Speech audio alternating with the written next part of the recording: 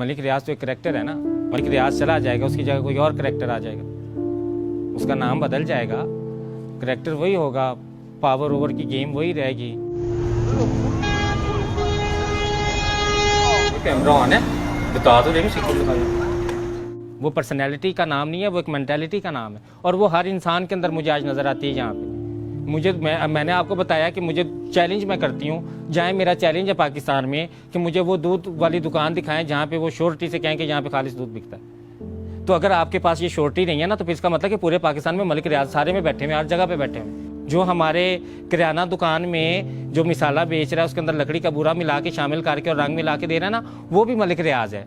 आप देखें कि एक रेडी पे तरबूज बेचने वाला, वो भी तरबूज के अंदर मीठे का इंजेक्शन लगाता है, वो भी तरबूज के ऊपर लाइट लगाता है कि ये ज़्यादा बिके, धोखा दे रहा है ना, वो भी ताकत का नाजायज़ इस्तेमाल कर। तो हर जगह हर इंसान अपनी जगह पे जहाँ पे उससे जितना हो सकता है वो कर रहा है, तो वो सारे मलिक रियाज हैं। फिर एक मलिक रियाज को ना कहें कि एक मलिक रियाज है, इस मुल्क में हर इंसान मलिक रियाज आजकल बना हुआ है।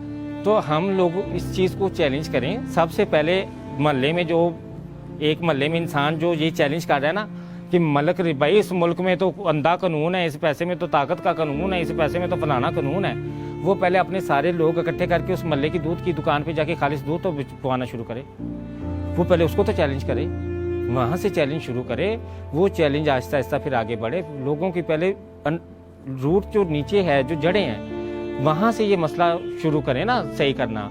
आप नीचे मोहल्ले से शुरू करें कि हमारे देखने के कोई साइकिल को पंचर लगाने वाला भी है ना, आप उससे कहना इससे पंचर लगा दो, उससे बताए ना, वो आपको कहेगा 6-7 पंचर खुद ही उसमें डाल के कहेगा इसको भाई 7 पंचर लगे।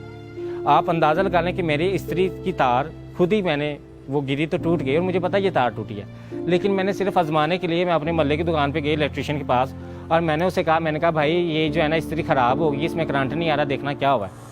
उसने इस्त्री खोल के इधर उधर करके उसने कहा बीबी इस पर 1000 रुपये का खर्चा आएगा, इसका वो भी जल गया, इसकी बैटरी भी जल गई, इसका वो जाल भी जल गया है, इसका ये भी जल गया।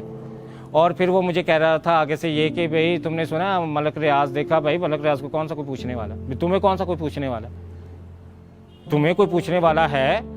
तुम्हें अगर मलिक रियाज की जगह तुम्हें ताकत दे दी जाए, आज तुम दूध में मिलावट कर रहे हो, आज तुम जो है वो एक छोटी सी चीज़ के लिए जो है वो झूठ बोल के मिलावट करके लोगों को जलील करके पैसा कमा रहे हो, तो तुम्हें तो अगर राजा रियाज जितनी ताकत मिल जाए तो तुम तो पता नहीं क्या करो। ये तो मैं तो शुक्र राजा वो मलिक रियाज का मैं तो एहसान मानती हूँ कि वो शुक्र है फिर भी इतना जलील नहीं करता। वो तो फिर भी लोगों के ऊपर इस तरह से हुक्मरानी नहीं कर रहा, वो इस तरह से फिरौनियत नहीं दिखा रहा जितनी उसके पास ताकत और दौलत है। और उसने सरेआम उसने कबूल किया है, सरेआम नहीं उसने कहा कि भाई मेरे पास ताकत और दौलत है, मैं जिसको चाहूँ खरीद लेता हूँ, मैं दौलत के सर पे सबको खरीद लेता हूँ। तो दौलत के सर पे हर कोई बिक क्यों रहा है? अगर दौलत के नाम पे लोग बिक रहे हैं तो वो खरीद रहा है। लोग बिकना कौन आज बैरिया टाउन में प्लाट नहीं चाहता? मेरा भी नाम बीच में शामिल करने पीछे सभी चाहती है। सिसिलियन माफिया क्या है?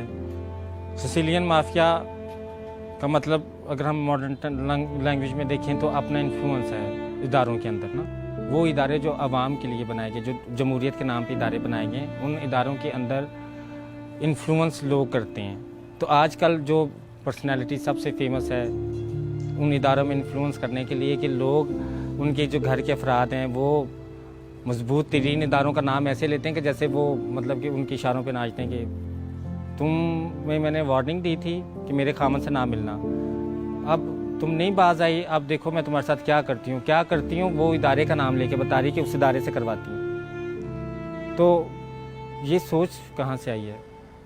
ये इतना हौसला कहाँ से आया है? मैं क्यों नहीं ये धमकी देती? मैं किसी को जाके क्यों नहीं कहती कि मैं तुम्हें फलां से उठवा दूँगी, फलां से उठवा दूँगी, फलां से उठवा दूँगी? तो देखिए इदारों के अंदर जो इन्फ्लुएंस हुआ है ना, वो पैसा और ताकत की वजह से हुआ है। अब वो जिसके पास भी होगा वो कर सकता है।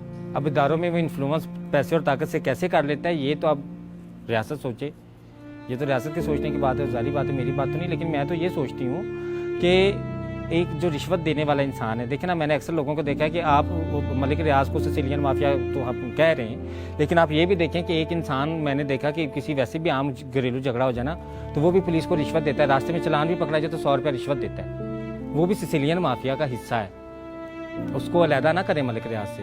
वो भी इन्फ्लुएंस कर रहा है ना इदारे में अपने उसके पास 100 रुपया तो वो 100 दे के कर रहा है, अगर उसके 100 के साथ और सिफर लगा के 100 अरब बना दें तो वो मलिक रियाज बन जाएगा।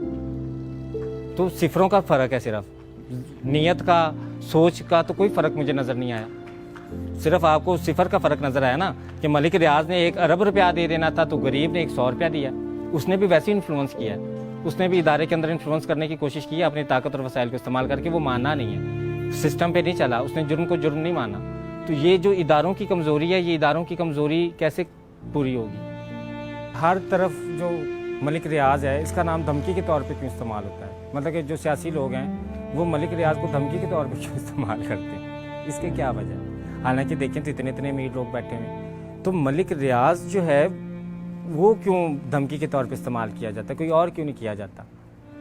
क्या कौन उसे इस्तेमाल करता है? कैसे, मतलब कि कैसे वो ये धमकी बना है? कैसे, क्यों इदारे उसको धमकी के तौर पे इस्तेमाल करते हैं? क्यों मलिक रियाज का इतना चर्चा किया जाता है? क्यों उसे बदनाम किया जाता है कि ये ताकत के नशे में धोता है और ये ताकत और दौलत का इस्तेमाल करके कुछ भी कर सकता है?